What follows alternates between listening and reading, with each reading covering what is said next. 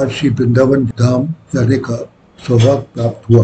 श्री रूप गोस्वामी जी का आज तिरुभाव दिवस था।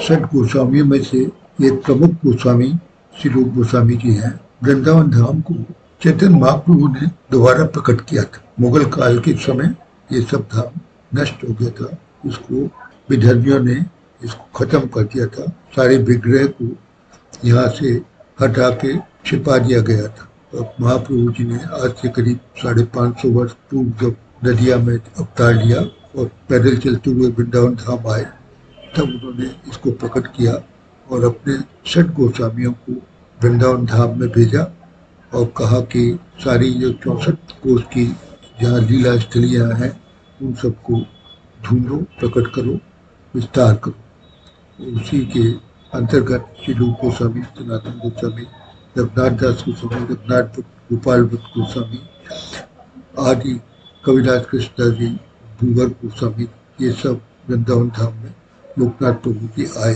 और साधना की और उन्होंने ब्रज अनुभूति से अपने ये सारे ब्रज को, वृंदावन धाम को प्रकट किया और वही देवी शक्ति, वही जो चिन्मय शक्ति को दोबारा इसने प्रतिपादित किया।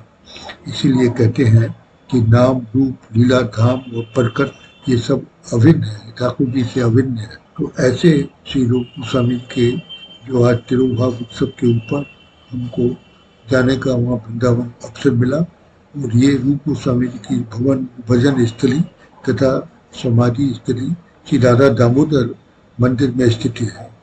60 देवालयों में से एक श्री राधा दामोदर मंदिर है। इसमें श्री कविराज कृष्णदास गोस्वामी के विग्रह भी हैं।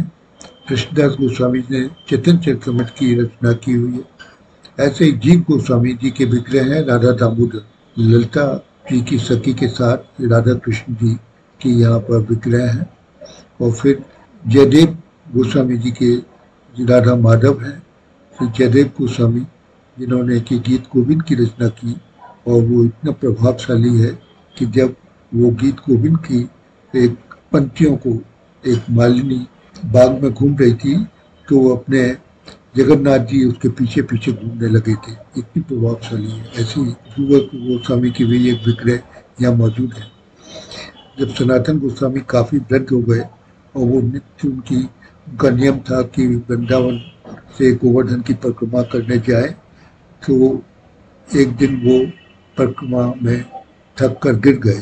तभी हमारे ठाकुर श्री कृष्ण, भगवान कृष्ण प्रकट हुए और उन्होंने कहा कि अब तुम्हें नित्य परिक्रमा करने की जरूरत नहीं है, मैं एक ये गोवर्धन शिला अपने चरणों से अंकित करके आप तुमको देता हूँ। इसी की परिक्रमा करके कर लोगे तो वृंदावन वो गोवर्धन की परिक्रमा मैं मान लूँगा। वो गोवर्धन की परिक्रमा, वो गोवर्धन की शिला भी इस दामोदर मंदिर के अंदर स्थापित है। इसीलिए इस दामोदर मंदिर की 4 परिक्रमा की जाती है जिससे कि गोवर्धन की परिक्रमा हो जाए।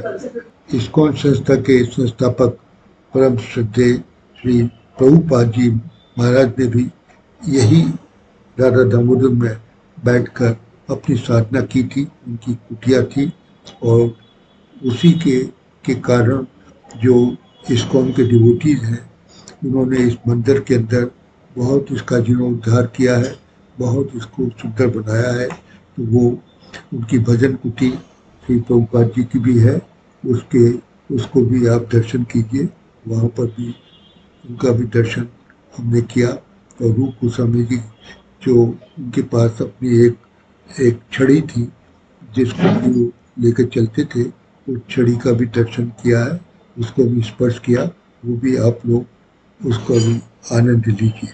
श्री दीपक प्रहलाद अग्रवाल, श्रीमती उर्मिला जी, श्रीमती मंजू गर्ग और मैं, ये 4 लोग इस यात्रा पर वृंदावन धाम गए थे।